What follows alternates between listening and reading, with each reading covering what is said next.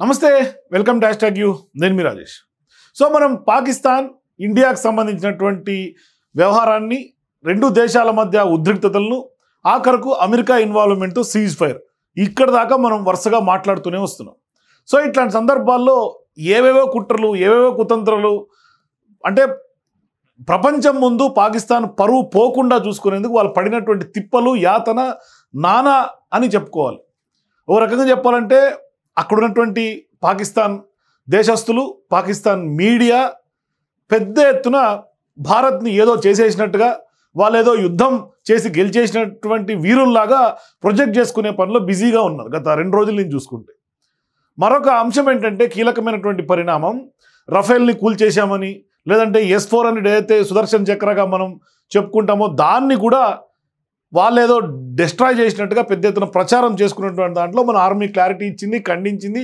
ఆఖరికి నరేంద్ర మోదీ ఇవాళ ప్రధానిగా ఆయన అదంపూర్ ఎయిర్ బేస్కి కూడా వెళ్ళినటువంటి పరిస్థితి. కానీ అట్లాంటి ఎయిర్ బేస్లను కూడా మేము నాశనం చేశామని పాకిస్తాన్ ప్రకటించుకుంటోంది. సీన్ కట్ చేసి ఇవాళ ఏదైతే పాకిస్తాన్ క్లెయిమ్ చేస్తుందో ఆ ఎయిర్ బేస్కి ఇవాళ నరేంద్ర మోదీ అక్కడ ఉన్నటువంటి ఎయిర్ ఫోర్స్ అధికారులతో ఇంటరాక్ట్ అయ్యి వాళ్ళందరికీ కూడా శబాష్ చెప్పి భుజం తట్టి ధైర్యాన్ని ఇచ్చినటువంటి పరిస్థితి కనిపిస్తుంది. ఆ సందర్భంగా అక్కడ ఒక రాఫేల్ యుద్ధ విమానాన్ని S-400ని కూడా వెనకాల బ్యాక్గ్రౌండ్లో పెట్టినటువంటి పరిస్థితి. అంటే ఖచ్చితంగా పాకిస్తాన్కి ఒక మెసేజ్ ఇచ్చేలాగా నరేంద్ర మోదీ కీలక అడుగు వేసినట్టుగా స్పష్టంగా తెలుస్తుంది. సో ఇప్పుడు పాకిస్తాన్ ఏదేదో ప్రచారం చేస్తుంది, బొక్కబోర్ల పడుతుంది, ప్రపంచం ముందు బొక్కబోర్ల పడుతుంది, వాళ్ళ దేశం ముందు పరువు కాపాడుకోవడానికి అక్కడ ప్రజలకు ఏదో చేశాం ఇండియాలో ఏదో జరిగిపోయిందని కలరింగ్ ఇచ్చుకునే నేపథ్యంలో ప్రపంచం ముందు ఇవాళ పరువు తీసుకుంటున్నటువంటి పరిస్థితి మనకు కనిపిస్తుంది.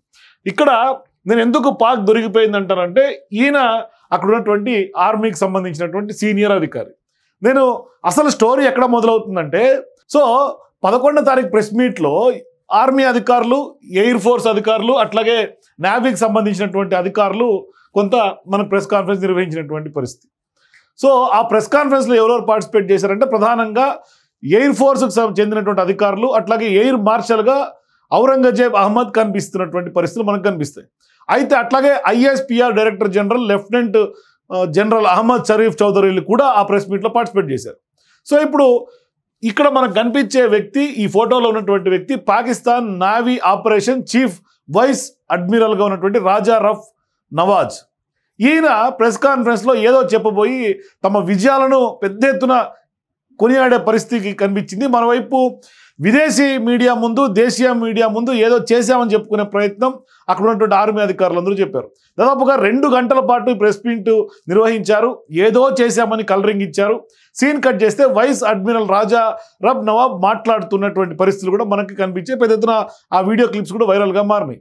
అయితే తమ నేవీ శక్తిని కూడా ఆయన వివరించారు.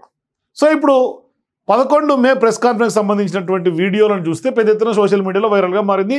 12వ తారీఖు దాన్ని అప్లోడ్ చేసినటువంటి పరిస్థితి మనకు కనిపిస్తుంది సోషల్ మీడియాలో. అయితే ఆ సందర్భంగా నేవీ అధికారులు ఎంత మేర వాళ్ళు సిద్ధంగా ఉన్నారని చెప్పే ప్రయత్నంలో ప్రెస్ కాన్ఫరెన్స్లో ఒక ఫోటోని చూపించారు. ఆ ఫోటోలో ఉన్నదాన్ని ఆధారితంగా పాక్ నేవీ తమకున్నటువంటి శక్తివంతమైనటువంటి ఆ మొత్తం అదంతా కూడా శత్రువులను ఎదుర్కోగలదని కూడా చెప్పుకుంటూ వచ్చారు. అయితే వాళ్ళు ఆ ఫోటో చూపించిన దాన్ని వ్యవహారం చూస్తే అది ఏ సంవత్సరమైనా ఎప్పుడైనా మేము సిద్ధంగా ఉంటామని వాళ్ళు చెప్పుకొచ్చినటువంటి పరిస్థితి. అంటే మా షిప్పులు కానీ సబ్మెరైన్లు కానీ అన్ని సిద్ధంగా ఉన్నాయి అని ఆయన చెప్పుకుంటూ వచ్చాడు. అదేంటంటే సో ఇక్కడ మనకు కనిపిస్తుంది కదా 3 ఫ్లైట్స్ అట్లాగే 2 షిప్పులు, ఒకటి జలాంతర్గామి, ఒకటి సబ్మెరైన్.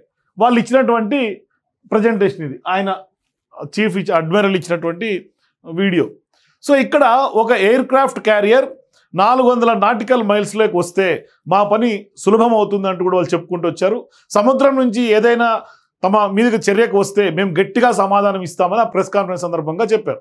మరి ఈ ఫోటోలో మనకు కనిపిస్తున్న 2 యుద్ధ నౌకలు, ఒక సబ్మెరైన్, 3 విమానాలు కనిపిస్తూ ఉన్నాయి. కానీ సమస్య ఏంటంటే ఈ ఫోటోని ఎడిటింగ్ కూడా చేత కావాలి చేయడానికి కూడా పాకిస్తాన్ వాళ్ళకి.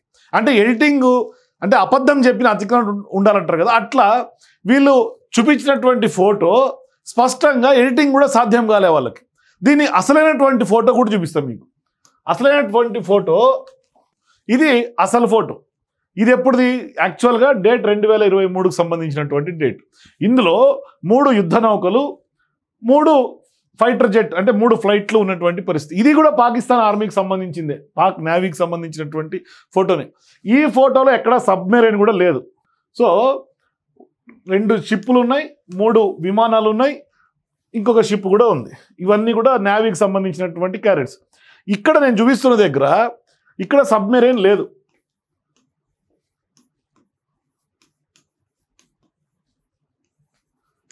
కానీ వీళ్ళు చూపినటువంటి ఫోటోలు ఇక్కడ సబ్మెరైన్ ఉన్నట్టుగా చూపించారు. అంటే దాన్ని వీళ్ళు ఏ యుగం నడుస్తున్నటువంటి సందర్భంగా దాన్ని ఫేక్గా క్రియేట్ చేసి ఇక్కడ సబ్మెరైన్ని పెట్టారు. అది క్లియర్గా అర్థమవుతుంది. అంటే ఏ యుగంలో కూడా ఇంత నికృష్టమైనటువంటి ఎడిటింగ్ చేయటం వల్ల అది ఖచ్చితంగా మోసం జరిగిందని ఇట్లాగే అర్థమైపోతుంది. ఈ ఫోటో చూశారు కదా, అసలైనటువంటి ఫోటో వాళ్ళు టెలికాస్ట్ చేసిన ఫోటో, వాళ్ళు పబ్లిష్ చేసిన ఫోటో సేమ్ ఫోటో.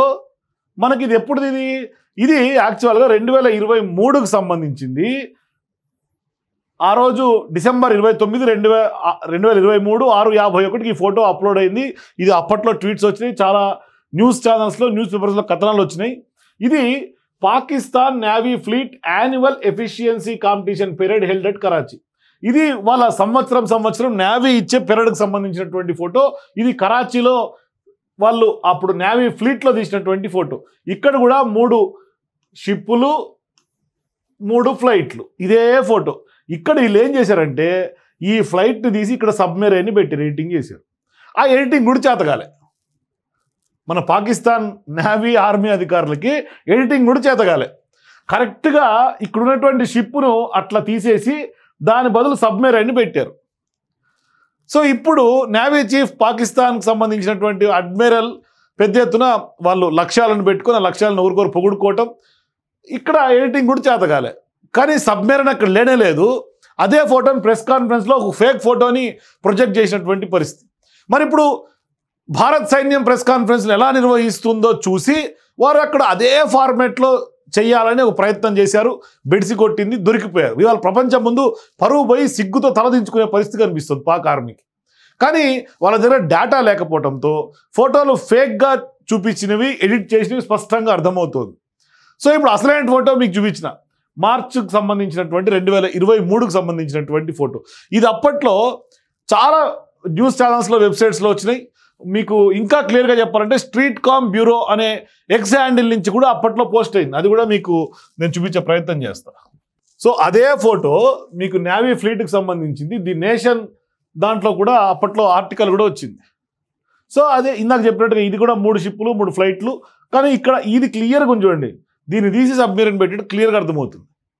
మరి ఇక్కడ సబ్మెరైన్ లేదు, అక్కడ సబ్మెరైన్ వచ్చింది, అంతే తేడా, ఏమి లేదు. సో ఇది ఇండియన్ ఓషన్లో నిర్వహించినటువంటి ఎక్సర్సైజ్ ఫ్లీట్కి సంబంధించినటువంటి ఆ సమయంలో తీసినటువంటి ఫోటో. సో ఆ రోజు ఆ ఫ్లీట్లో పాకిస్తాన్ నేవీకి చెందినటువంటి Zulfiqar class frigate PNS Saif China, Russia నౌకాదళాలకు సంబంధించినటువంటి నౌకలతో కలిసి పాల్గొన్నట్లుగా క్లియర్గా ఆ ఫోటోలో ఉంది. అయినా సరే పాకిస్తాన్ సైన్యం ఈ ఫోటోను కొంత పూర్తిగా తప్పుడు పద్ధతిలో ఇవాళ ప్రపంచం ముందు ఉంచింది. అది ఎడిటింగ్ కూడా చేతకాలే. వాస్తవానికి వారు నిజంగా ఏదైనా గొప్ప పని చేసి ఉంటే అది ఖచ్చితంగా చూపించుకోవాలి. కానీ ఆ పని లేకపోవడంతో, చేయకపోవడంతో కనీసం ఫేక్ ఎడిటింగ్ కూడా పూర్తిగా చేయలేకపోయారు. అది క్లియర్గా ఎడిటింగ్ కూడా ఫేక్ అని అర్థమైపోతుంది. సో పాకిస్తాన్ ఆర్మీ ఒక నేరపూరితమైనటువంటి ఫోటోను షేర్ చేసి ఇవాళ పెద్ద ఎత్తున కొంత ఆ ఎడిటింగ్ చేసే వ్యక్తిని కూడా హైర్ చేసుకోలేకపోయింది. ఇంతకు మించి మీరు ఎడిటింగ్ చేయదలుచుకుంటే కూడా చాలా అద్భుతంగా ఎడిటింగ్ చేసుకోవచ్చు. ఇవాళ రేపు చాలామంది ఆన్లైన్లో ఏఐలోనే ఎడిటింగ్ చేసే యాప్స్ కూడా వచ్చినాయి. కానీ దీనికంటే అద్భుతమైనటువంటి క్వాలిటీ చేస్తుంది. కానీ వీళ్ళు ఆ క్వాలిటీని కూడా చేసుకోలేకపోయారు.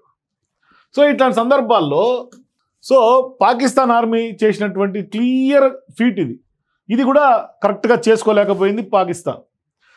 అది ఆ రోజు radio.gov.pk అనే ఒక పాకిస్తాన్కి సంబంధించినటువంటి వెబ్సైట్లో ఆర్టికల్ వచ్చింది. అట్లాగే ఇండియన్ పోస్ట్ దానికి సంబంధించినటువంటి ట్వీట్స్ ఉన్నాయి. కనీసం దీన్ని కూడా వాళ్ళు పూర్తి స్థాయిలో ఒక పవర్ పాయింట్ ప్రజెంటేషన్ నాకు ఇవ్వలేకపోయారు. అంటే ఇక పాకిస్తాన్ ఆర్మీ ఏ స్టేజ్లో ఉంది చెప్పండి. ఇక వాళ్ళేమో సుదర్శన్ చక్రాన్ని కూల్చేస్తారు, S-400ని కూల్చేస్తారు, అట్లాగే వాళ్ళు మనకు ఉన్నటువంటి రఫేల్ని కూల్చేస్తారు. ఇవన్నీ ఫేక్ ప్రచారం, ఫేక్. ఇప్పటి వరకు జరిగినవన్నీ ఫేకే. మన ఆర్మీ క్లియర్గా అక్కడ ఎక్కడెక్కడ కూల్చారు, ఏ బేసుల్లో కూల్చారు, రియలిస్టిక్ ఇమేజెస్ కూడా ప్రజల ముందు ఉంచారు. మరి వాళ్ళు ఎందుకు రియలిస్టిక్ ఇమేజ్లు పెట్టలేకపోతున్నారు? అంటే వాళ్ళ దగ్గర ఉన్నటువంటి సత్తా చూపించుకునే ప్రయత్నంలో కూడా ఇట్లా ఫేక్ ఫోటోలు ఫేక్ వీడియోలు క్రియేట్ చేసి పాక్ ప్రజల్ని ఎట్లాగో మభ్యపెడుతున్నారు. కనీసం ప్రపంచాన్ని కూడా మభ్యపెట్టే ప్రయత్నం చేస్తారు. అంటే వాళ్ళ దగ్గర ఉన్నటువంటి ఎంత శక్తి ఉందని చెప్పుకునే ప్రయత్నం కూడా పాకిస్తాన్ ఫెయిల్యూర్గా అనిపిస్తుంది. అంటే ఎడిటింగ్ కూడా చేతకాలి. యుద్ధం ఏం చేస్తారు? ఒక ఫోటోని ఎడిట్ చేయలేనటువంటి పాక్ ఆర్మీ ఇవాళ యుద్ధం ఏం చేస్తారు? న్యూక్లియర్ వెపన్ పేరుతో పక్క దేశాలను ఏం బెదిరిస్తారు? ప్రపంచానికి ఏం చెప్తారు? క్లియర్గా బొర్ల పడినటువంటి పరిస్థితి. ఇది పాకిస్తాన్ అడ్డంగా బుక్ అయినటువంటి తీరు. సో మీరు కూడా పాకిస్తాన్ అడ్డంగా బుక్ అయినటువంటి నేపథ్యంలో మీ అభిప్రాయాల కింద నా కామెంట్స్ చెప్పండి. For more videos please watch #.